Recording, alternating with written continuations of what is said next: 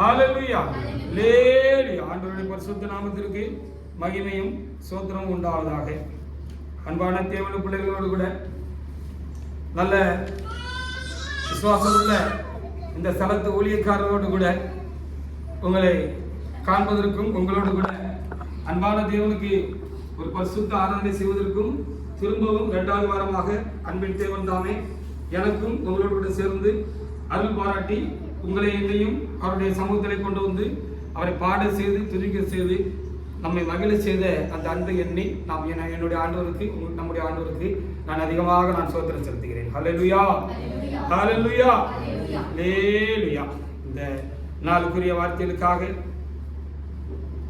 ராக்காலங்களில் கடந்த நாட்களிலும் நான் ஆண்டவருடைய பாதத்தில் அமர்ந்திருந்து காத்திருந்து வார்த்தைகளுக்காக நான் தேவனிடத்தில் வேண்டிக் கொண்டது உண்டு. ஆண்டவரிடத்தில் நான் வேண்டிக் கொண்ட பொழுது வந்திருக்கிறார தேவனுடைய பிள்ளைகள் உங்களுக்கும் எனக்கும் கர்த்தர் வார்த்தை எழுதினார். அந்த வார்த்தையை உங்களோடும் இங்கிருக்கு வந்திருக்கிற எல்லாரோடும் கூட பகிர்ந்து கொள்வதற்கு இறைவனாக தேவன் எனக்கும் உங்களுக்கும் கூட உதவி செய்வாராக. விசேஷமாக கர்த்தர் பேசுவாராக. ஹல்லேலூயா, ஹல்லேலூயா. இன்றைக்கு பிரசங்க வாக்கியமாக நம்முடைய கர்த்தர் ஆண்டவராக இயேசு கிறிஸ்து 1 பேதுரு எழுதின நிருபத்திலே 1 பேதுரு 5:7 இன்றைக்கு நமக்கு வார்த்தையாக தேவனாய் கர்த்தர் தம்மை பிரசங்க வாக்கியமாக வார்த்தையாக அன்புடைய ஆண்டவர் நமக்கு தந்திருக்கிறார். எடுத்த ஒருவர் அதை எழுந்து நின்று வாசிக்கலாம். 1 பேதுரு 5:7 வாசிக்கலாம். அவர் உங்களை விசாரிக்கிறவரானபடியினாலே உங்கள் கவலைகள் எல்லாம் அவர் மேல வைத்து விடுங்கள் என்று நல்ல ஆறுதலான ஒரு வார்த்தை வந்திருக்கிற உங்களுக்கும் எனக்கும் தேவனாய் கர்த்தர் இன்றைக்கு தந்திருக்கிறார். அதற்காக என் ஆண்டவருக்கு நான் அதிகமாக நான் என்ன செய்கிறேன், சோத்திரம் செலுத்துகிறேன். அவர் உங்களை விசாரிக்கிறவர். அவர் உங்களை விசாரிக்கிறவர். அவர் விசாரிக்கிறவராக இருக்கிறபடினாலே உங்கள் கவலைகள் எல்லாம் அவர் மேல வச்சிருங்க அப்படின்னு ஆவியானவர் நமக்கு சொல்லுகிற ஒரு காரியமா இருக்கிறது. கவலை இல்லாத மனிதர்களே கிடையாது, அப்படிதானே? எல்லா காலங்களிலும் கவலைப்படும்படியாக ஏதாவது ஒன்று இருக்கும், இருந்து கொண்டே இருக்கும். அதான் வாழ்க்கை. தேவனை அறிந்தவர்களுக்கும் கவலை இல்லை என்று சொல்ல முடியாது, கவலைகள் இருக்கிறது. தேவனை அறியாதவர்களுக்கும் இயேசுவை அறியாதவர்களுக்கும் கவலை இருக்கு. கவலை எல்லாருக்கும் இருக்கு, இருந்துகிட்டே இருக்கு. அதான் இப்போ ஒரு முக்கியமான காரியம், யோசிக்க வேண்டிய காரியம். ஒண்ணு போச்சுன்னா அடுத்தால இன்னும் வருது, அதுக்காக நம்ம கவலைப்படுறோம். இப்படி அது கவலை ரொட்டீனா வந்துகிட்டே இருக்கு, ரொட்டேஷனா என்ன செஞ்சுக்கிட்டு இருக்கு, வந்துகிட்டே இருக்கு. ஆனா ஏசப்பா என்ன சொல்றாங்க இங்க பாக்குற பொழுது, அப்போஸ்தலரை கொண்டு சொல்லுகிற பொழுது என்ன சொல்லுகிறாரு? கவலைப்பட்டு நீங்க கலங்க கூடாது, கவலைப்பட்டு நீங்க கலங்காதீங்க. அப்படி உங்களுக்கு ஒரு கவலைக்கு ஏதுவான ஒரு காரியம் வந்துச்சுன்னா உங்களை விசாரிக்கிறதுக்கு அன்பான ஏசப்பா இருக்காரு, அவங்ககிட்ட போங்க, அவர்கிட்ட அதை வச்சிருங்க அப்படின்னு சொல்லி இங்க நமக்கு நல்ல வார்த்தை இன்றைக்கு தரப்பட்டிருக்கிறது. அப்ப கவலை வந்தாலும் கவலையினால கலங்காதபடி, அந்த கவலை நம்ம பயமுறுத்தாதபடிக்கு, நம்ம கவலைப்படாம இருக்கிறதுக்கு நமக்கு ஒரு வழி இன்றைக்கு இதுல இந்த வசனத்துல காண்பிக்கப்பட்டிருக்கிறது. கவலைப்படாம அந்த கவலையை நம்ம ஆண்டவர்கிட்ட கொண்டு வச்சிடணும். அவர்கிட்ட அவர் பாதத்துல அவர்கிட்ட ஒப்படைச்சிட்டோம் அப்படின்னு சொன்னா, அவர் மேல வச்சுட்டோம் சொன்னா, அந்த கவலை பெருசா நம்மள என்ன செய்யாது, மிரட்டாது, உருட்டாது, பயமுறுத்தாது. நம்ம கவலைப்பட்டு கலங்க வேண்டிய அவசியம் இல்லை. அப்படி ஒரு நல்ல கடவுள் எனக்கு உங்களுக்கு வந்திருக்கிற எல்லாருக்கும் இருக்கு. யாரு கூப்பிட்டாலும் இயேசுவே அப்படின்னு நீங்க கூப்பிட்டீங்கன்னா, என்னப்பா, என்னம்மா, என் மகளே, என் மகனேன்னு அவர் ஓடி வரக்கூடிய ஒரு அன்பான கடவுள். ஆனா அப்படின்னால இயேசு அறிந்தவங்க மாத்திரமல்ல, அறியும்படியாக வந்திருக்கிற நம்ம எல்லாரும் யாரா இருந்தாலும் என்ன காரியம் என்று சொல்லி நம்ம பார்க்கிற பொழுது, அவரை நீங்க இயேசுவே என் தகப்பனே அப்படின்னு சொல்லி நீங்க கூப்பிட்டீங்கன்னா, அவர் உடனே ஓடி வந்து என்ன மகளேன்னு கேட்டு உங்களை விசாரிப்பாரு. ஏம்மா கூப்பிட்ட, ஏப்பா கூப்பிட்ட, கூப்பிட்டியாப்பா அப்படின்னு சொல்லி ஓடி வந்துடுவேன். ஓடி வந்தா என் பிரச்சனை இப்படி இருக்குப்பா, இதனால எனக்கு கொஞ்சம் கவலையா கலக்கமா இருக்கு அப்படின்னு நீங்க அவங்ககிட்ட உங்க காரியங்களை எடுத்து சொன்னீங்கன்னா, அவர் விசாரிச்சு உங்களை தலையை கொடுத்து போமான்னு ஒன்றும் கவலைப்படாத, நான் பார்த்துக்கிட்டேன் அப்படின்னு உங்களை அனுப்பி வச்சுருவாரு. அப்புறம் நீங்க அந்த பாரத்தோட அவர்கிட்ட போனவங்க, அந்த பாரம் இல்லாம நீங்க என்ன செய்வீங்க, அவங்ககிட்ட இருந்து வந்துடுவீங்க. இப்படி ஒரு அப்பா நமக்கு இருக்கும்பொழுது நம்ம கவலைப்படணுமாக்கும்? எந்த கவலை வந்தாலும் அவர் தீர்க்கிறதுக்கு அவர் பெரியவராக இருக்கிறார். அதுக்காக நாம் ஆண்டவருக்கு நாம் சோத்திரம் செலுத்த மாட்டோம். கடவுளை அறிஞ்சு ஏசப்பா அறிஞ்சிருந்தாலும் சிலருக்கு கவலைப்பட்டுக்கிட்டே இருக்கிறது சுவாபமாயிரும். கவலைப்பட்டு கவலைப்பட்டு கவலைப்பட்டு அதுக்கு கவலைப்பட்டு இதுக்கு கவலைப்பட்டு எப்பவும் கவலைப்பட்டுக்கிட்டே இருப்பாங்க. கவலையே அவங்க காரியமா இருக்கும். ஏமா அப்படி இருக்க, நான் எனக்கு சொன்னேன் அப்படின்னு சொல்லிக்கிட்டே இருப்பாங்க. ஆமா, இதுக்காக கவலைப்படுத அதுக்காக கவலைப்படுதுன்னா ஆமா ஒண்ணு போனா ஒண்ணு வருதுன்னு அது வரத்தான் செய்யும். அதுக்காக நம்ம கவலைப்படணுங்கிற கட்டாயம் இல்லை.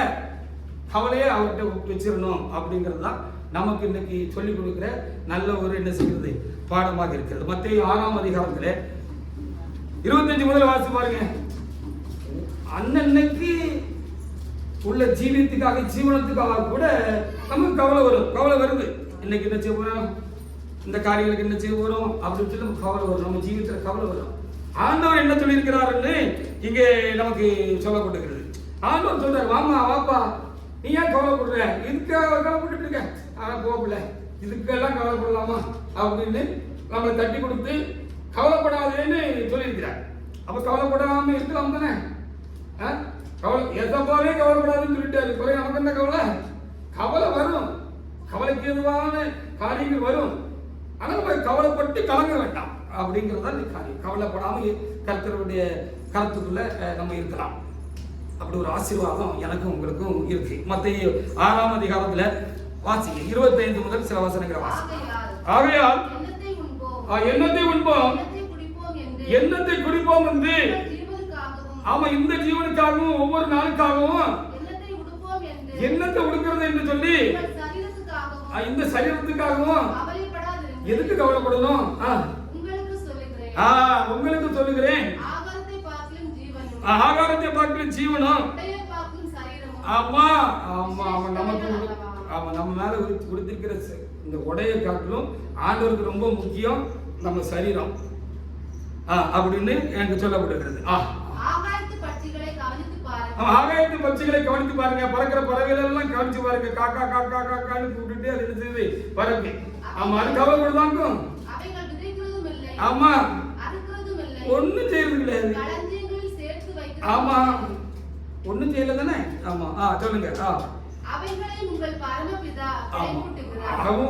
அவங்களுக்கும் ஏசப்பா என்ன செய்கிறார், வேண்டிய ஆகாரத்தை கொடுத்தாரு. அது எங்க போய் விதைச்சிச்சு, எங்க போய் உழுதுச்சு, எங்க சமூகத்துல எந்த கடையில போய் இல்லைன்னா எந்த ஆஸ்பத்திரியில போய் இல்ல கார் ஓட்டி அது சம்பாத்தியம் பண்ணியா அது சாப்பிடுற மாதிரி ஆண்டவர் வச்சிருக்கிறாரு. ஹல்லேலூயா.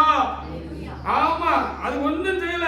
அது காக்கான அதனுடைய பாசையில இயேசுவே இயேசுவே உங்களுக்கு ஸ்தோத்திரம் அது கூப்பிட்டுட்டே இருக்கிறது. ஹல்லேலூயா. காக்கா காக்கான்னு இயேசுவை கூப்பிடுது. ஒவ்வொரு பறவைகளும் ஒவ்வொரு சிருஷ்டிகளும் ஆண்டவர் அதுக்கு கொடுத்த காரியங்களுக்காக அது ஸ்தோத்திரம் சொல்லிக்கிட்டே இருக்கு. அது ஸ்தோத்திரம் சொல்லிக்கிட்டே இருக்கு.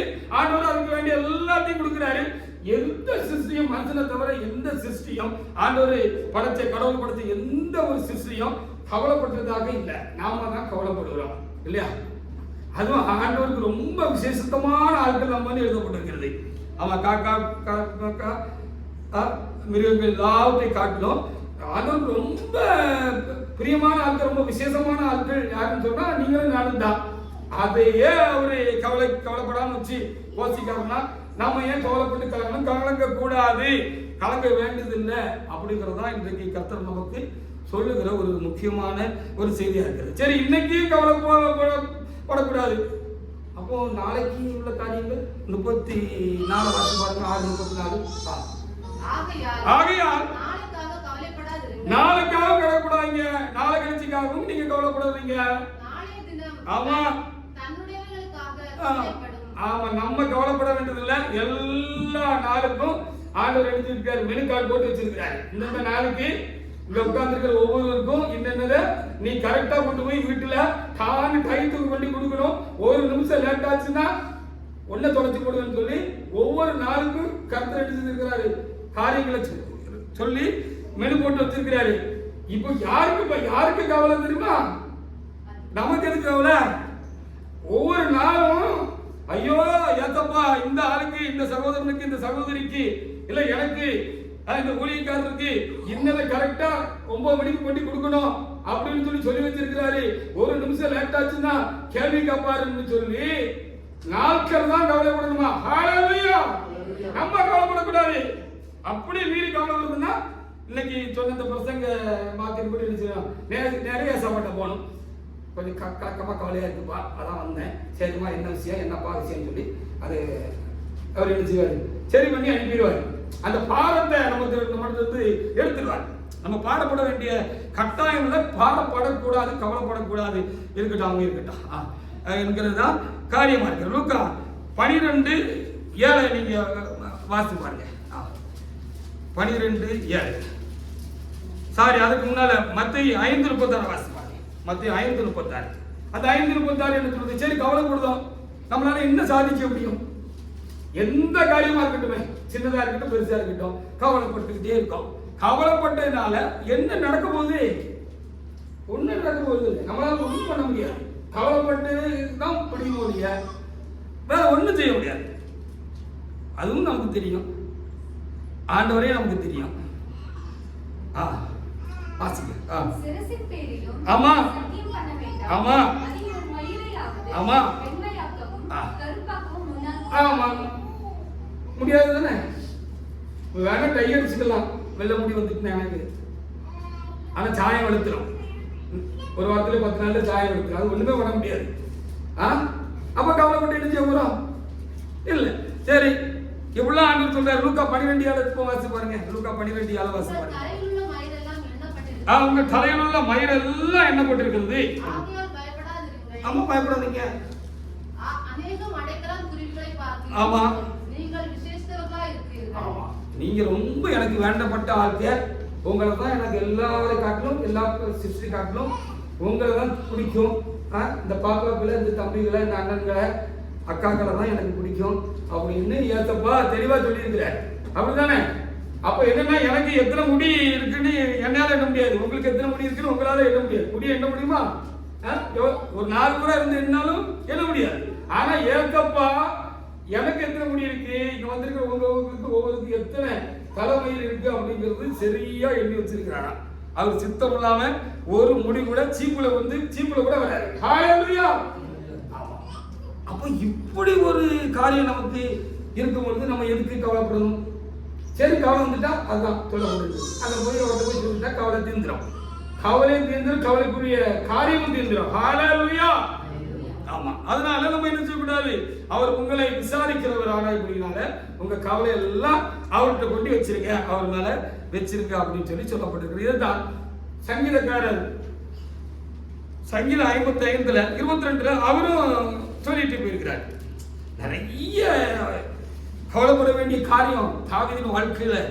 அவர் ராஜாவ ஆகிற வரைக்கும் மட்டும் இல்ல, அவர் ராஜாவானதுக்கு பருவம் நிறைய அவருக்கு பாதிப்பான காரியங்கள் இருந்துச்சு, கவலைப்படக்கூடிய பெரிய காரியங்கள்லாம் இருந்துச்சு. ஆனா அந்த தேவட மனுஷன் தான், அந்த தாவீது ராஜா தான் சொல்லி இருக்கிறாரு 55:22 நீ வாசி நான் பண்ணலாம். கர்த்தர் மேல் உன் பாரத்தை வைத்து விடு. ஆமா ஆமா, நம்ம அவருடைய பிள்ளைகளாக ஆக்கப்பட்டிருக்கிறோம், அவர் தெரிஞ்ச பிள்ளைகளா இருக்கிறோம், அவருடைய குடும்பமா இருக்கோம். அப்போ அவரு நம்மளை தள்ளாட விட்டுருவாரா? கண்டிப்பா என்ன செய்ய மாட்டாரு, அவர் தள்ளாடுறதுக்கு விட மாட்டாரு. அதனால அவரு என்ன சொல்றாருன்னா, இங்க பேதுரு ஐயா சொல்றது மாத்திரமில்ல, இங்க தாவீது ஐயாவும் என்ன சொல்லிட்டாரு, அவர் பெரிய அனுபவஸ்தர். அந்த அனுபவஸ்தர் என்ன சொல்லிட்டாரு, கவலை எல்லாம் ஒன்றும் படாதீங்க, ஏன் கவலைப்பட்டு கலக்கிட்டு இருக்கீங்க, ஆண்டவர்கிட்ட போங்க அப்படின்னு நமக்கு வழிகாட்டி விடுறாரு. ஹalleluya. அப்ப கவலை பட வேண்டிய அவசியம் இல்லை. அப்படியே கவலை வந்துட்டா ஆண்டவர்கிட்ட போயிட்டா கவலை போயிடும். அதனால கவலைப்பட்டு நம்ம என்ன செய்யக்கூடாது, நம்ம கெடுத்து விடக்கூடாது, நம்மளுடைய காரியங்களை கெடுத்து விடக்கூடாது, நம்மளுடைய சமாதானத்தை, நம்மளுடைய சந்தோஷத்தை என்ன செய்யக்கூடாது, கெடுத்து விட. கவலைப்படுனா நம்ம ஆண்டவர்கிட்ட இருக்கிற மாதிரி ஏதாவது கவலைப்படுறதுக்கு ஒன்று போனால் ஒன்று வந்த மாதிரி இருக்கும். ஆமாம், அப்படின்னு சொல்லி இன்றைக்கு கர்த்தர் நமக்கு நல்ல ஆலோசனைகள் தருகிறதுனால நாம் கர்த்தருக்கு நன்றி செலுத்தமாக. 2 சகோதரிகள் இருந்தாங்க, ஒரு அக்காவும் ஒரு தங்கச்சி இருந்தாங்க. அந்த ஊருக்கு அடிக்கடி ஏசப்பா ஊழியர் செய்கிற காலத்தில் அங்கே போக்குவரத்து மாதிரி போயிட்டு வந்துக்கிட்டு இருந்தார். அப்போ அவர் பிரசங்கத்தை கேட்க போன இடங்கள்ல அந்த 2 சகோதரியும் அடிக்கடி போய் பிரசங்கத்தை கேட்டுக்கிட்டு இருந்துருக்குறாங்க. அப்படி கேட்டு கேட்டு முன்வரிசைக்கு வந்துட்டாங்க. பின்வரிசையில இருந்து என்ன செஞ்சுட்டாங்க, முன்வரிசைக்கு வந்துட்டாங்க. இயேசு பக்கத்துல வந்துட்டாங்க. இயேசு முகமா அவருடைய காரியங்களெல்லாம் பார்த்தாங்க. அப்ப ஏசப்பா பக்கத்துல போய் நெருங்கி நெருங்கி பார்க்க ஆரம்பிச்சோன்னே 2 பேருக்கும் அந்த 2 சகோதரருக்கும் ஏசப்பாவுக்கும் இன்னும் ஒரு பரிச்சயம், ஒரு நெருக்கம் வந்துட்டு. அப்போ அது யாரு என்ன விசாரிக்க முடியாத, தனிப்பட்ட விசாரிக்க முடியாத காரியம் ஆயிடுச்சு. எந்த இடமா, எந்த ஊருமா, எங்க இருந்தமா நீ வந்திருக்க அப்படின்னு சொல்லி கேட்குற மாதிரி ஆகிட்டு. அப்போ ஐயா அப்படின்னு சொல்லி 2 சகோதரன்னு சொன்னாங்க. சொன்ன பொழுது ஐயா நீங்க இந்த ஊருக்கு வந்துட்டு போறீங்க, கண்டிப்பா எங்க வீட்டுக்கு ஒரு நாளைக்கு நீங்க வரணும் ஏசப்பா அப்படின்னு சொன்னாங்க. வரலாம் அப்படின்னு ஏசப்பா வந்து செஞ்சுட்டாங்க. வாரின்னு சொல்லிட்டாங்க. ஏசப்பாவும் வீட்டுக்கு வந்தாச்சு. அந்த சகோதரிகளின் பேர் என்னன்னு சொல்லி நமக்கு லூக்கா 10ஆம் அதிகாரத்துல 38 முதல் நீங்க 42 வரைக்கும் நீங்க வாசித்தீங்கன்னா அங்கே எழுதி கொடுக்கப்பட்டிருக்கு. ஒருத்தங்க பேரு மார்த்தாள், ஒருத்தங்க பேரு மரியாள் என்று சொல்லப்பட்டிருக்கிறது. அவங்க தான் ஏசப்பா வீட்டுக்கு கூட்டிட்டு வந்திருக்கிறாங்க. இந்த 2 பேரும் அநேக பிரசங்கங்களை பொது வழியில ஆண்டவர் எல்லாருக்கும் சொல்லும் பொழுது ரொம்ப அருகாமையில இருந்து கேட்டு தங்களுடைய உள்ளத்துல அதை வச்சுக்கிருந்தவங்க. அது அருமையான காரியம்னு அவங்களுக்கு தெரியும். இயேசுவோட வார்த்தைக்கு ஒரு வல்லமை இருக்கிறது, அதற்கு ஒரு பலன் இருக்கிறது அப்படின்னு சொல்லி இவங்களுக்கு நல்லா தெரியும். ஏன்னா முன்னர்த்திக்கு போயிட்டாங்க. இப்போ ஹல்லேலூயா, பக்கத்துல இருந்து கேட்டவங்க அந்த வார்த்தையில இருக்கிற ஜீவன், அந்த வல்லமை, ஒரு பெரிய பவர் இருக்கு அப்படின்னு இவங்களுக்கு தெரியும். வீட்டுக்கு கொண்டிருக்காங்க. இயேசுப்பா வந்துட்டாங்க. வந்த இடத்துல இந்த மார்த்தாள் அம்மா கவலைப்பட்டு கலங்கிக்கிட்டே இருந்தாங்க. ஏசப்பா வீட்டுக்கு வந்தவரும் கவலைப்பட்டு கலங்கிக்கிட்டே இருந்தாங்க. அந்த மரியாதை என்ன செஞ்சாங்க, கவலையே படலையா. ஏசப்பா பாதத்தில் உட்கார்ந்து இன்னும் அதிகமாக காரியங்களை தெரிந்து கொள்ள வேண்டும் என்று சொல்லி ரொம்ப ஆவலா அவங்க பாதத்தில் உட்கார்ந்துருந்தாங்கன்னு எழுதப்பட்டது. இப்போ வாசித்து பாருங்களேன், வாசித்து பார்ப்போங்க. லூக்கா 10:38 முதல் அப்படி ஒரு ஸ்டெப்பா வாசிக்கிறோம். பின்பு அவர்கள் பிரயாணமாய் போகையில், ஆமா இந்த மார்த்தாள் மரியாதை இருக்கிற கிராமத்துக்கு ஆண்டவர் வந்தாரு. ஆமா அந்த ஸ்ரீ அந்த வீட்டுல ஏத்துக்கிட்டாரு. ஆமா அவன் வீட்டுக்கு வந்தாச்சு. வந்த உடனே ஆண்டவர் உசரித்து வச்சுட்டு அவரை உட்காருங்கம்மா அவங்க கூட பேசணும்னு சொன்னாரு. ஹல்லேலூயா. ஆமா உட்காருங்கம்மா அவங்க கிட்ட நான் பேசணும்னு சொல்லும் போது இந்த மரியாதை அம்மா ஆண்டவர் பாதத்தில் உட்காந்துட்டாங்க. இந்த மார்த்தாள் அம்மா என்ன செஞ்சாங்கன்னு அடுத்து நீங்க வாசிக்கலாம். மார்த்தாளோ பற்பல வேலைகளை செய்வதில் மிகவும் வருத்தமடைஞ்சு வந்து ஆண்டவரே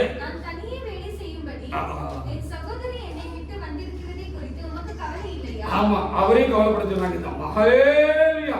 இவங்க கவலைப்பட்டு கலங்கினது காணாதுன்னு இவங்களுக்கு இயல்பு சுவாபம் அப்படி இருந்திருக்குது. இந்த மார்த்தாள் அம்மாவுக்கு எவ்வளவுதான் இயேசுவுடைய வசனங்களை வார்த்தைகளை கேட்டாலும் அவருக்கு பக்கத்தில் இருந்தாலும் இந்த மார்த்தாள் அம்மாவுடைய சுவாபமே அப்படி ஆகிப்போச்சு. கவலைப்பட்டு எப்பவும் ஏசப்பா வீட்டுக்கு கூட்டி வந்தாச்சு. அப்பவும் இவங்களுக்கு ஒரே கவலை. அப்படி கவலைப்பட்டாங்க அப்படின்னு சொல்லி சொல்லப்பட்டு இவங்க கவலைப்பட்டது கூட காரியம் இல்லை, உமக்கு கவலை இல்லையான்னு சொல்லி கேட்டாங்க அப்படின்னு சொல்லி பார்க்கலாம். ஆமா ஆமா ஆமா ஆமா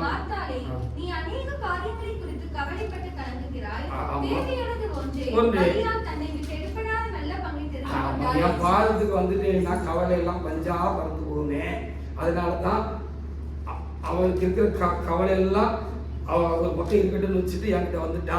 இப்போ அவருக்கு கவலை எல்லாம் மறந்துட்டு இந்த கவலை அவளை ஒன்றும் இப்போ தாக்கல பாதிக்கல. அதனால பாதத்தில் உட்கார்ந்துருக்கா. நீயே இப்படி கவலைப்பட்டு நீ என்ன செய்யற, இப்படி நீ கலங்குற அப்படின்னு இதுக்கு மட்டும் எழுதிருக்கு.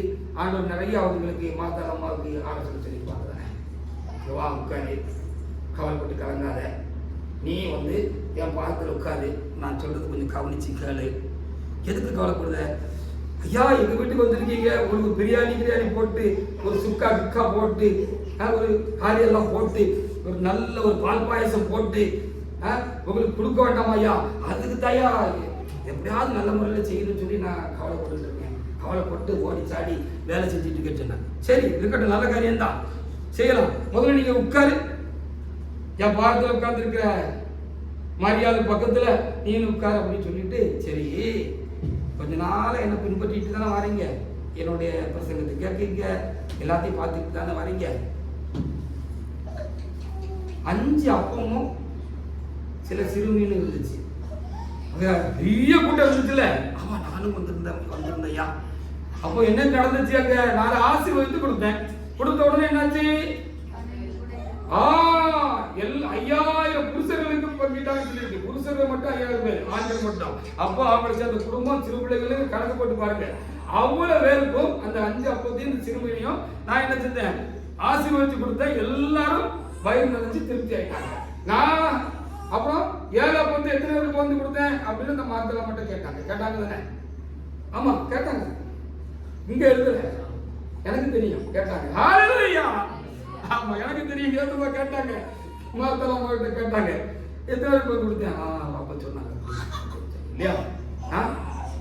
சரி, இதுக்காக கவலைப்பட்டு கலங்கிட்டு இருந்த, நான் வந்திருக்கேன் எனக்கு நீ சாப்பாடு கொடுக்கணும் கலங்கிட்டு இருந்த, உனக்கு சேர்த்து நானே சாப்பாடு போடுவேன்.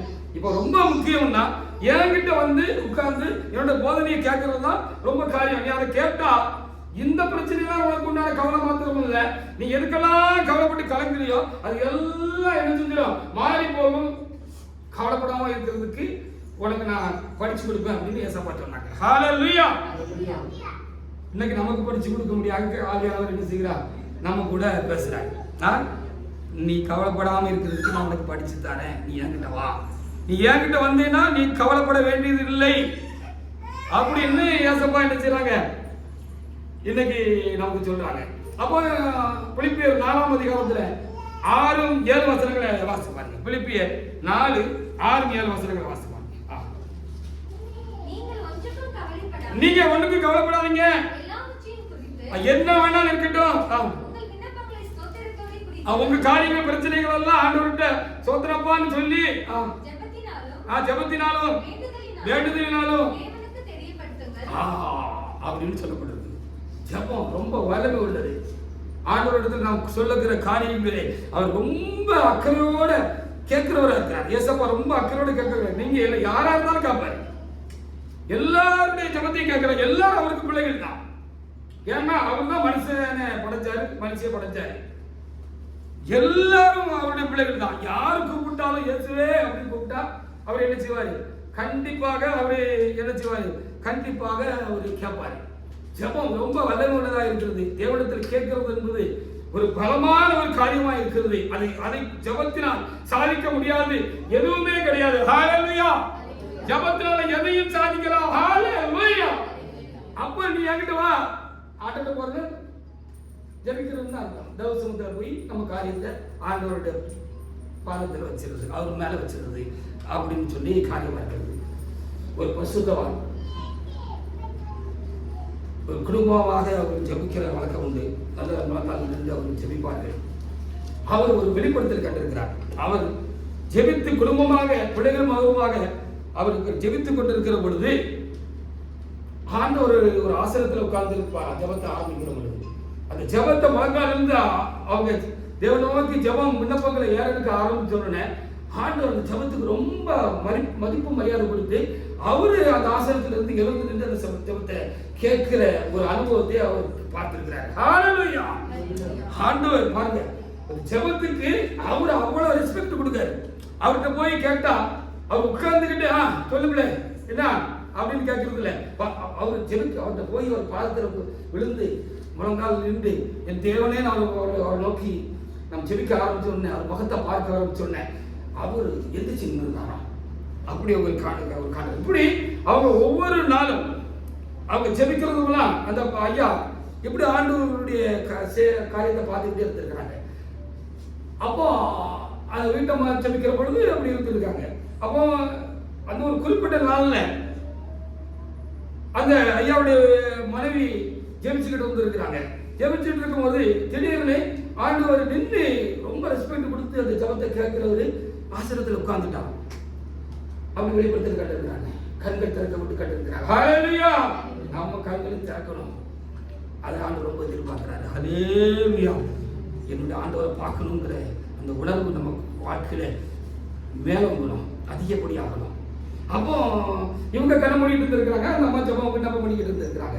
என்ன எப்பவும் ஆண்டு நின்றுட்டு ரொம்ப ஜபத்தை ரொம்ப கவனமாக தப்பாரு, ஏன் திடீர்னு உட்காந்துட்டாருன்னு பார்த்தா அது என்ன நடந்திருக்குன்னா அவங்க கைக்குள்ளே இருந்திருக்கு. ஒரு 1.5 வயசு 2 வயசுல சின்ன பிள்ளைங்க இருக்கிறாங்க மாதிரி இருந்திருக்கு.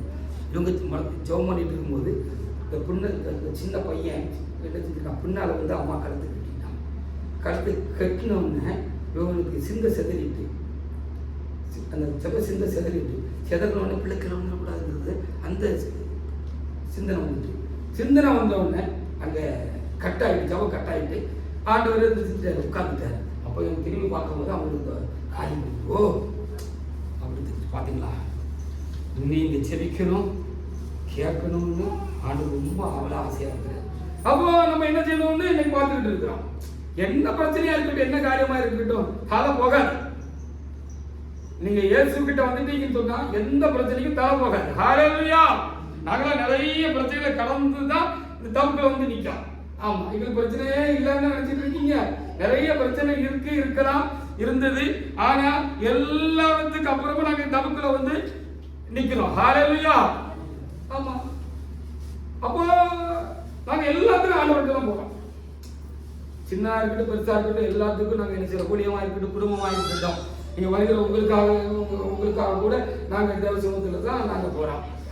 ஆமா, தேவசமூகத்துல போய் அவங்களோட காரியங்கள் எல்லாம் கொண்டு போய் அவர்கிட்ட அப்படி வச்சிருக்கோம். அவரே செய்ய வேண்டியது செஞ்சு எல்லா காரியத்தையும் என்ன செஞ்சிருவாரு, சரி பண்ணிடுவாருன்னு சொல்லி அர்த்தம். கடைசியாக ஒரு சின்ன ஒரு காரியத்தை, ஒரு சம்பவம் வேதத்தில் எழுதப்பட்டிருக்கிறது, அதை பார்த்து நம்ம முடிக்கலாம். 2 ராஜாக்கள் புஸ்தகத்தில் 4ஆம் அதிகாரத்தில் அங்கு ஒரு காரியம் நமக்கு என்ன செய்யப்பட்டிருக்கிறது, எழுதி வைக்கப்பட்டிருக்கிறது.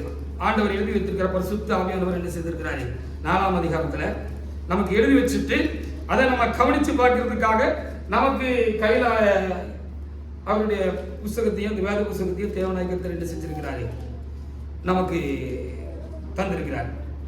அப்ப நான் ஏற்கனவே இந்த மரியாதை மார்த்தாள் மாதிரி அங்க ஒரு நடந்த சம்பவத்தை அங்கே எழுதிக்கப்படுகிறது, சரித்திரத்தை அங்கே எழுதப்பட்டிருக்கிறது. அங்க சூனேங்கிறதான ஒரு ஊருக்கு ஆண்டவர் போய் இதே மாதிரி அடிக்கடி போகிற ஆண்டவருடைய ஊழியக்காரர் எலிசா அங்கே எங்களோட தேவனுடைய மனுஷன் என்ன செய்கிறாரு, அங்க போறவராக இருந்திருக்கிறார். அப்படி அங்க போகும்போது வரும்போது அந்த சூனேங்கிற அந்த ஊர்ல ஒரு களமருந்திய ஒரு சிறி இருந்திருக்கிறாங்க. ஒரு நல்ல ஒரு களமருந்திய சிறி, நல்ல ஒரு பணக்கார சிரியா, பக்தி உள்ள சிரியா இருந்திருப்பாங்க. வேதத்துல வந்து பணத்தை முக்கியப்படுத்தாம பக்தியை தான் வேதம் முக்கியப்படுத்துறது, எல்லாருக்கும் புரிஞ்சுக்காங்க. ஹல்லேலூயா. அப்ப பெரிய பணக்கார சிரியா இருந்தது ஒரு பெரிய காரியம் இல்லை. களமருந்த சிறின்னு இங்க ஏன் எழுதப்பட்டிருக்கிறது, ஆவியானவர் பல பிரசீகர் கூட சொல்கிறார் சொன்னால் அவங்க ஒரு பக்தி உள்ள பெண்மணி. அதனாலதான் களமருந்தவர். பக்தி உள்ளவர் எல்லாரும் தேவனுக்கு முன்பாக ரொம்ப கணத்துக்குரியவர்கள். அப்படி ஒரு களமருந்து ஒரு சிறிய இருந்திருக்காங்க, நல்ல வசதியாகவும் அந்த அம்மா இருந்திருக்கிறாங்க. அப்போ அந்த அம்மா என்ன சொல்லியிருக்காங்க, ஐயா நீங்க வருகிற போகிற பொழுது ராத்திரிங்கிறதுக்கு எங்க வீட்டுல வந்து தங்கிக்கீங்கய்யா அப்படின்னு சொல்லியிருக்கிறாங்க. அந்த தேவனுடைய மனுஷன் அந்த தீர்க்கதரிசி என்ன செஞ்சிருக்கிறாரு, வருகிற பொழுது போகிறவங்கெல்லாம் அந்த வீட்டுல வந்து தங்கிக்கிட்டு இருந்திருக்கிறாரு. அப்போ அந்த அம்மா இன்னும் கூடுதலாக வந்திருக்கிறவர் ஒரு பெரிய ஒரு பரிசுத்தவான் அப்படிங்கிறத இன்னும் கூடுதலா தெரிஞ்சுக்கிட்டாங்க. தெரிஞ்ச உடனே அவங்க வீட்டுக்காரங்களை கூப்பிட்டாங்க. வீட்டுக்காரங்களை கூப்பிட்டு இங்க வாங்க, இந்த ஐயா வந்து போறாரு, அவர் பெரிய ஒரு பரிசுத்தவான்ங்கிறத நமக்கு அறிய முடியுது. அதனால இந்த கீழ் வீட்டுக்குள்ள நமக்குள்ள இந்த படுக்கிறது எந்திரிச்சுக்கிறது உட்கார்ந்து இருக்கிற மாதிரி அவருக்கு நம்ம செய்யக்கூடாது. அதனால நம்ம மெத்தையில என்ன செய்யணும், அவருக்கு ஒரு சின்ன ரூம் கட்டி அதுல அவருக்கு வேண்டிய எல்லா வசதிகளையும் உண்டு பண்ணி அவர் வந்தா போனா அங்க தங்கட்டும், அதான் நமக்கு நல்லது. அவருக்கு ஒரு சலக்கரணை செய்யணும், மரியாதை செய்யணும் அப்படின்னு சொல்லி அவங்க சொன்னதாக நம்ம இங்க பார்க்கிற பொழுது நமக்கு என்ன செய்யப்பட்டிருக்கிறது, இங்கே எழுதி கொடுக்கப்பட்டிருக்கிறது. வாசித்து பாருங்க பாப்போம். 4:7 சில வசனங்களை வாசித்து பாருங்க. இல்ல சரி 7-8 முதல் வாசித்து பாருங்க. ஆமா ஆமா ஆமா, வீட்டுக்கு வாங்க ஐயா, வந்து வசதியா வந்து எங்க வீட்டுல வந்து என்ன செய்யுங்க, கொஞ்சம் சாப்பிட்டுட்டு போங்க ஐயா. நீங்க வந்து சாப்பிட்டு போனீங்கன்னா ஆசீர்வாதம். உண்மை உள்ள ஊழியக்காரர்களை நாம் விசாரிக்கிறதும் அவர்களை கனம் பண்ணுகிறதும் அவர்களை விட்டு கலைத்து அவர்களை உபசரிக்கிறதும் தேவனுக்கு செஞ்ச மாதிரி. ஹல்லேலூயா. எல்லாரையும் சொல்லல, உண்மையுள்ள ஊழியக்காரர்கள் நீங்க இடம் கொண்டு கொள்ளலாம். அப்படி இடம் கண்டுட்டீங்க, உண்மையாக பயபக்தியாக கர்த்தருக்கு ஊழியம் செய்கிறாரு. நமக்கு மேலே அவருக்கு சொந்த பிள்ளைகளுக்கு மேலே ஒரு பொறுப்பு அக்கறை இருக்கு அப்படிங்கிறது நீங்க தெரிஞ்சுக்கிட்டீங்கன்னா அவங்களுக்கு எவ்வளவு கடன் கொடுக்க முடியுமோ அது கொடுக்கணும். அது ஆண்டவருக்கு செஞ்ச மாதிரி. அதனால நம்ம அப்படி செஞ்சாங்கன்னு சொல்லி வாசிங்க. ஆமா ஆமா. அப்ப அதுக்கு அடுத்த வருஷங்கள் நம்ம தொடர்ந்து வாசித்தா இன்னைக்கு சுருக்கமாக முடிக்கணும். நம்ம தொடர்ந்து அதெல்லாம் வாசிக்கல, நான் அதை மொத்தமா சொல்லிட்டேன் அப்படின்னு சொல்லி வேலைகள் கொடுத்தாங்க. அப்போ இந்த தேவண்ட மனுஷன் இந்த எலிசாயா என்ன செஞ்சாரு, மேலே போய் கட்டில் மெத்த எல்லாம் போட்டு சேரி நாயெல்லாம் எல்லாம் போட்டு வேண்டியதெல்லாம் அங்கே எல்லாம் வச்சிருக்கு. அந்த மெத்தையில் போய் அவர் உட்காந்து ஜெபம் பண்ணிட்டு அவர் படுக்க போனார். ராத்திரி இப்படி படுக்க போனவர் திரும்ப எந்திரிச்சு உட்கார்ந்து, இதெல்லாம் எங்க எழுதிருக்குன்னு பாத்தீங்களா? ஆவியில் எழுதிருக்கு. ஆமா, நீங்க தியானிச்சீங்கன்னா கர்த்தருக்கு கூட அங்க நடந்தது அப்படியே படம் பிடிச்சு காட்டுவாரு. ஆமா, நம்ம எந்த அளவுக்கு தியானிக்கிறோமோ, இறைவனை தியானிக்கிறோமோ, இந்த வேத புத்தகத்தை தியானிக்கிறோமோ, அந்த அளவுக்கு கர்த்தர் நினைச்சுவாரு. சரளமா என் கூட உங்க கூட பேசுவாரு, எங்க கூட பேசுறாரு. அதனாலதான் நாங்க அதை உத்தரம் உங்களுக்கு நாங்க சொல்ல முடியும், எடுத்து சொல்ல முடிகிறது. அப்ப அவர் எழுந்திரிச்சு பார்த்துட்டேன். பக்கத்துல ஒரு வேலைக்காரரு அவருக்கு ஒரு சின்ன பெட்டு போட்டு அவருக்கும் எல்லாம் பண்ணி கொடுத்துருக்காங்க. அப்ப அந்த வேலைக்காரர் பேர் சொல்லி அவங்க கூப்பிட்டாங்க. சரி, இந்த சுனாமியால் இந்த அம்மா நமக்கு இவ்வளவு நல்ல காரியங்கள் செய்யறாங்கல்ல, அப்போ நம்ம ஆண்டவரத்துல இருந்து ஏதாவது அவங்களுக்கு ஒரு காரியம் நம்ம கேட்டு வாங்கி கொடுக்கணும் அப்படின்னு சொல்லிட்டு அவங்களுக்கு ஏதாவது குறை இருக்கா அப்படின்னு சொல்லி கேட்டதாக இங்கே நம்ம பார்க்க முடிகிறது. வாசித்து பாருங்க. இப்போ 13 முதல் ஆமா தாங்கிட்ட இருந்து அப்படியே அவருக்கு வேலை செய்யற பணிவிடை செய்யற அந்த அந்த மனுஷன் வேலை செய்யற அந்த அவரை பார்த்து கேட்டாங்க. ஆமா, சகல சலக்கரணையோடு ஆமா ஆமா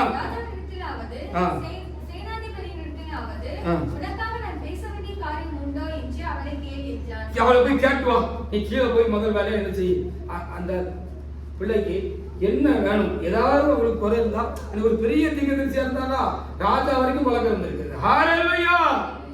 ஆமா, அப்படி ராஜா கிட்டே சாதாரண போறது வர்ற மாதிரி அப்படி ஒரு நல்ல ஒரு நிலையில இருந்திருக்கிறாரு. ஒருவேளை உங்களுக்கு ஏதாவது குறை இருந்தா அது ராஜா தான் திருத்து கொடுக்க முடியுமா, நாம போய் பேசி செத்து கொடுக்கலாம். நீ போய் கேசி, நீ போய் முதல்ல அந்த அம்மாட்ட கேளு, அந்த பிள்ளைகிட்ட கேட்டுட்டோம் அப்படின்னு சொன்னாரு.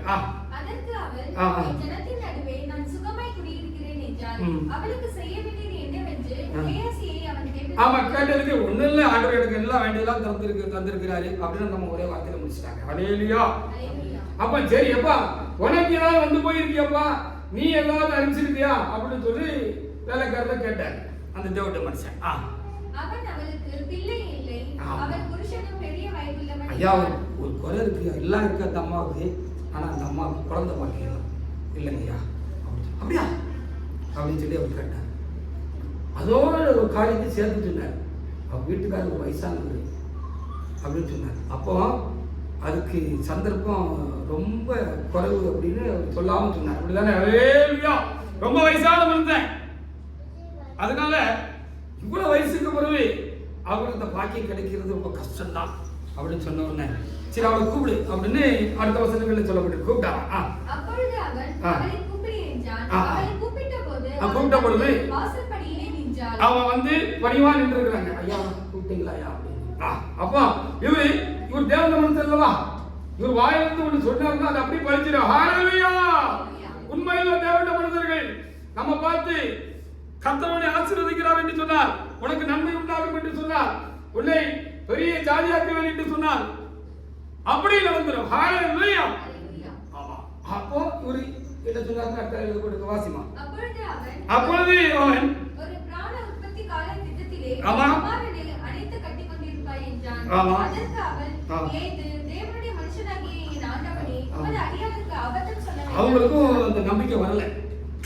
ஏண்டா அபத்தம் சொல்ல வேண்டாம், அபத்தம் சொல்ல வேண்டாம்னு தெரியும் தானே, அதெல்லாம் வந்து அப்படிலாம் சொல்லாதீங்க சாமி, அதெல்லாம் நடக்கிற காரியமா அப்படிங்கிற மாதிரி சொன்னாங்க. அவர் ஒன்றும் சொல்லலை, பார்த்துட்டு மறுநாள் காலையில் இருந்துச்சு வீட்டுக்கு போயிட்டார்.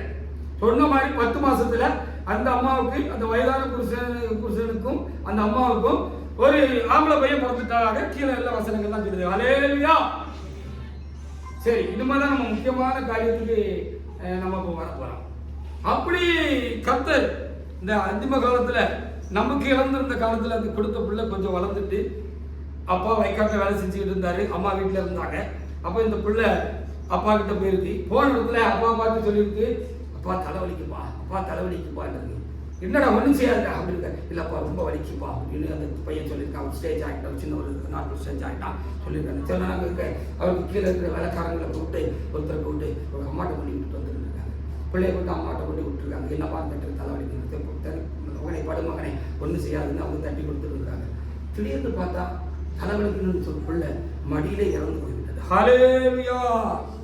இதை விட ஒரு பாரமான கவலை எனக்கும் உங்களுக்கும் இருக்க முடியுமா? அதுக்கு தான் நான் வாரம் வாங்கிட்டு போவோம். நம்பிக்கை இழந்திருந்த நேரத்தில் அது கிடைச்ச பிள்ளை இப்போ அது மறைச்சு போச்சு.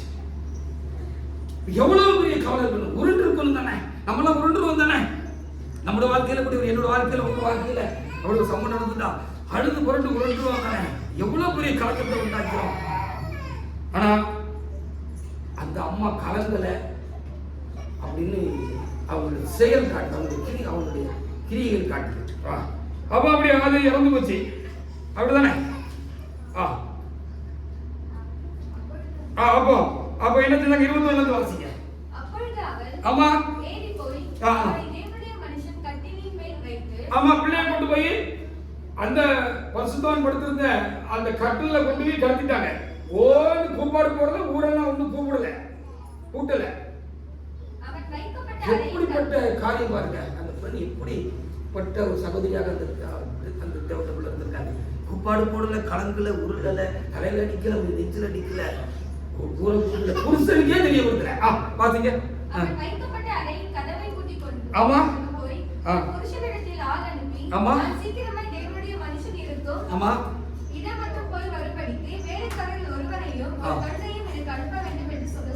ஆமா. வீட்டுக்கார்ட்ட போய் கொஞ்சம் தூரமா போகணும், அவர் இருக்கிற இடத்துக்கு தூரமா போகணும். இப்பெல்லாம் நமக்கு கார் இருக்கு, நல்ல தூரமா போனோம்னா இப்போ பிளைட்ல வந்துருக்கோம். ஒரு நாள் போறது 1 மணி நேரத்துல போயிருந்தோம். அப்போ அன்னைக்கு கழுததான் இருந்துச்சு, பயணத்துக்கு கழுததான் இருந்துச்சு. அதனால வசதி உள்ளவங்கள்ட்ட தான் கழுத இருந்திருக்கோம், மற்றவங்களாம் நடந்துட்டு தான் போயிருப்பாங்க அந்த காலங்கள்ல. அப்போ இவங்க கொஞ்சம் வசதியான குடும்பமா இருந்ததுனால புருஷன் கிட்ட சொல்லி ஏற்பாடு பண்ணியிருக்காங்க. அப்போ புருஷன் கேட்டிருக்காரு, இப்போ என்ன ஒன்றும் விசேஷம் இல்லையா, எதுக்கு நீ அந்த ஐயாவை பார்க்கறதுக்கு போறேன்னா?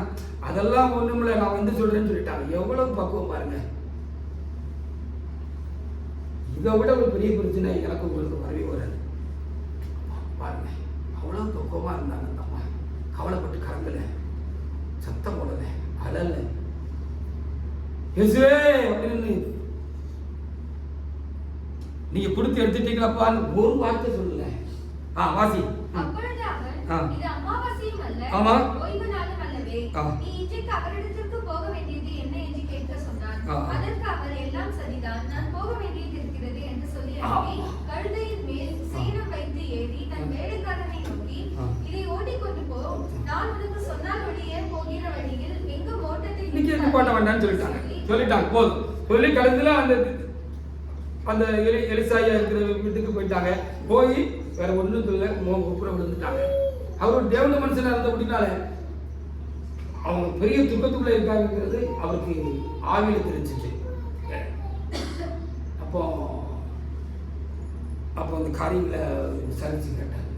அம்மாவுக்கு ஒரு பெரிய ஒரு நம்பிக்கையும் அறிவு இருந்துச்சு. இறைவனை குறிச்சும் தேவன மனுஷனாகி அந்த எலிசாவை தேவன மனுஷனை குறிச்சும் ஒரு நல்ல ஒரு அறிவும் விசுவாசம் இருந்தது. எதுக்கு எவ்வளவு திடமா இருந்தாங்க தெரியுமா?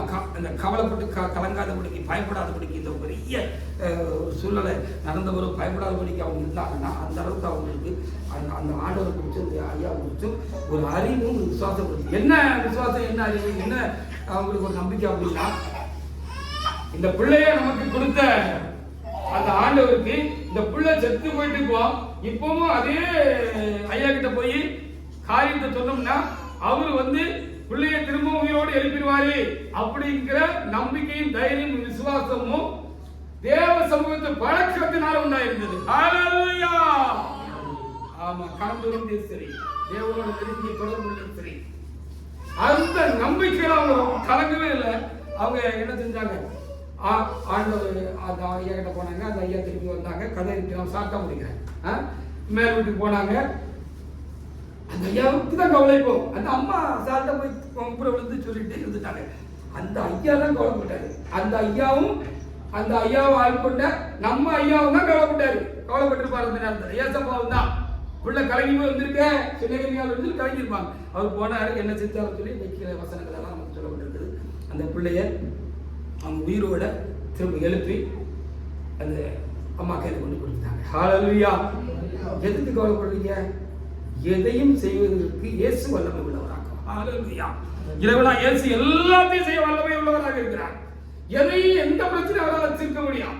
அதனால தான் இப்ப திரும்ப வாசிங்க 1:5 நீங்க வாசிங்க. அப்படி எந்த பிரச்சனையா இருந்து இந்த பிரச்சனை நம்மளை ரொம்ப கவலை விட வைக்கு. இந்த கவலை ரொம்ப நம்மளை ஆட்டி படைக்கி கலக்கமா இருக்கு. அது அது பெரிய ஒரு பயமான ஒரு மனநிலை சூழ்நிலையை கொண்டு வருது அப்படின்னு சொன்னா இனிமே நீங்க கவலைப்படுவீங்க? கவலைப்படுவீங்க? கவலைப்பட மாட்டீங்க. ஹல்லேலூயா. திரும்ப பிரசங்க வாக்கியத்தை வாசிங்க.